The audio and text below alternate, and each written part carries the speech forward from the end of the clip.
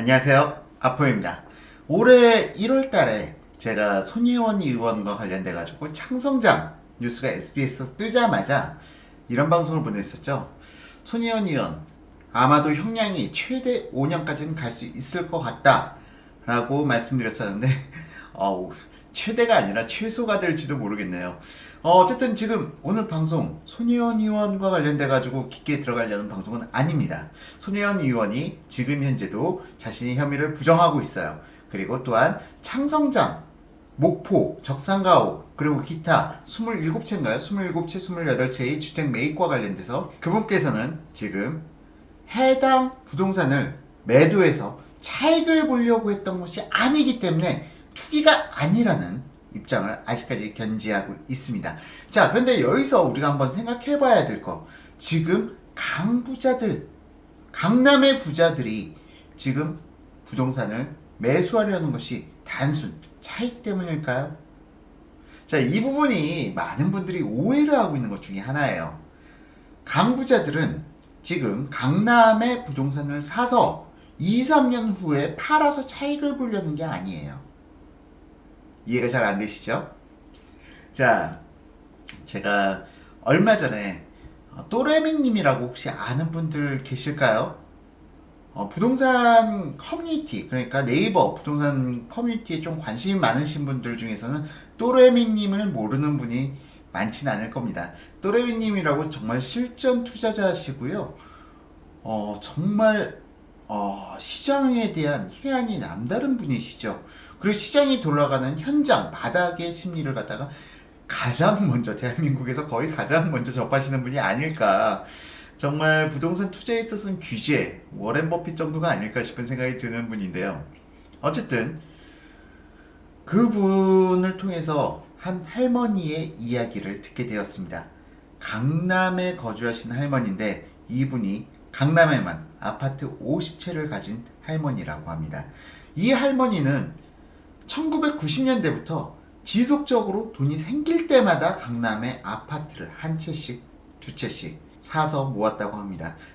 그 남편분은 세무사라고 들은 것 같아요.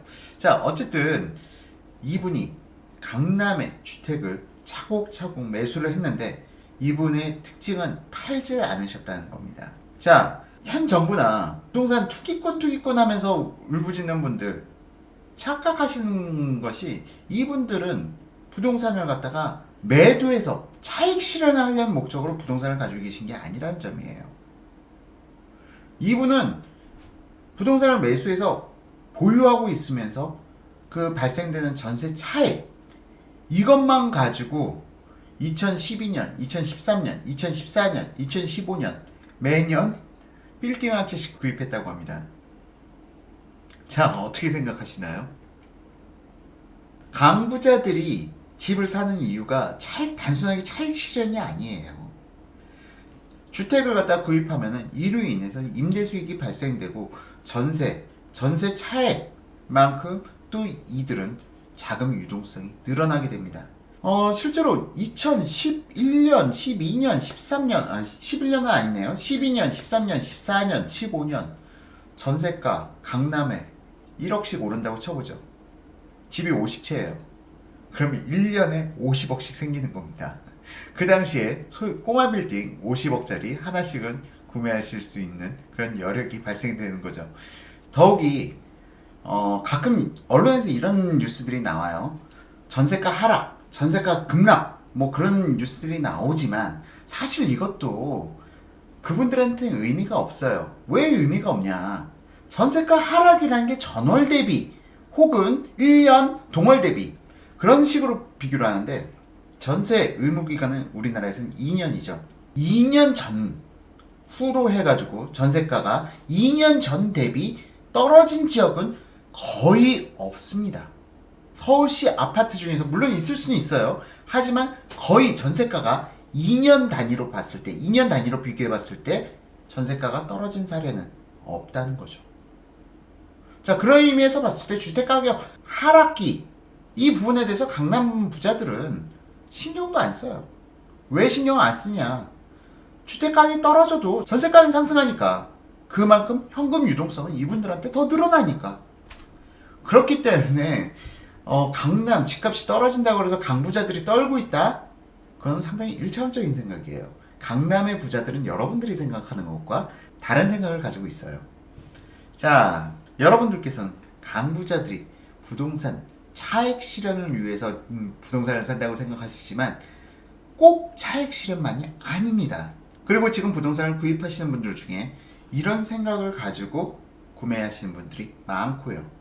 하지만 제가 이런 말씀을 드린다고 해서 일부 시청자분들은 또 이런 비난을 하실 수가 있어요. 야, 그래봤자 투기꾼 아니냐. 하지만 여기서 한 가지 여러분들께서 또 생각하셔야 되는 거, 늘 저는 이 얘기를 여러분께 해드립니다. 임대인이 존재하지 않는다면 임차인도 없어요. 다주택자가 없다면 임차인조차 존재하지 않는 겁니다. 그런 상황이 발생된다면 모든 국민들이 자기 주택을 자기가 보유해야 된다는 그런 상황에 직면해야 되는 거죠. 그렇게 된다면 어떻게 될까요? 모든 국민들이 주택을 한 채씩 보유하고 있다? 그런다면 오히려 주택 가격이 훨씬 더 폭등할 수밖에 없는 거죠. 왜? 그만큼 주택을 더 지어대야 되니까. 지금은 수급 불균형이 전세가라는 거에서 한번 범퍼를 맞고 그 다음 아파트 가격이 전달되지만 그 범퍼 자체가 사라지게 되면은 주택 가격의 수급 불균형이 나타나게 되면 그건 그대로 매매가 폭등으로 이어질 수밖에 없어요. 그렇기 때문에 지금 경제 상황, 주택 가격의 상승 이걸 갖다 늘 부정적으로 바라보시는 분들이 근본적인 문제를 잘못 파악하고 있는 겁니다. 자, 어쨌든 잠깐 얘기가 샜는데요. 자, 여러분들이 아직까지도 부동산을 차익 실현의 수단으로 생각하신다면 그건 잘못 생각하시는 거고요. 보다 여러분들이 부동산 투자에 대해서 정확하게 알아두셔야 될 것은 화폐 가치 폭락에 대한 해칭 차원에서 실물 자산을 갖다 보유하는 거라고 그렇게 판단하신다면 부동산을 투자하는 거에 대한 이해가 훨씬 더 쉽게 되시지 않을까 싶습니다. 그리고 일부 가벼운 투자자들이 있어요. 사가지고 뭐 1, 2년도 안 돼서 팔고 사고 팔고 이런 분들 절대 부동산 가지고 성공 못해요. 실제 부동산으로 성공하신 분들은 정말 자기가 버는 돈을 갖다가 뼈저리게 아껴가지고 정말 쓸 때 안 쓰고 남들 돈 쓸 때 그거 아껴가지고 자신 소비 욕구를 갖다가 억누르면서 그걸 갖다가 실물자산에 투자하신 겁니다. 자, 이게 나쁜 행위다? 앞서 말씀드렸습니다. 이게 나쁜 행위라고 볼 수가 없어요. 이 다주택자가 존재해야 그래야만 임차인들도 나타날 수 있는 거니까요. 자, 어쨌든 손희원 씨의 주장, 나는 부동산 양도 차익을 갖다가 노리고 투자한 것이 아니기 때문에 이것은 투기가 아니다라는 주장은 강남에 주택을 다주택 보유하신 분들도 투기가 아니라는 얘기예요. 그럼 그만큼 우리는 사회에 투기라는 그 개념 자체가 모호한 겁니다. 투기라는 건 존재하지 않아요. 투자죠. 자, 물론 저도 투기라고 생각하는 건 있어요. 1년도 안 돼서 사고 팔고 하는 건 투기라고 생각합니다. 다만 부동산을 갖다 10년 이상 보유하신 분들도 투기일까요? 그리고 다주택자가 정말 나쁜 사회의 악인 존재일까요? 자, 손희원 씨가 말씀하셨습니다. 투기가 아니라고요.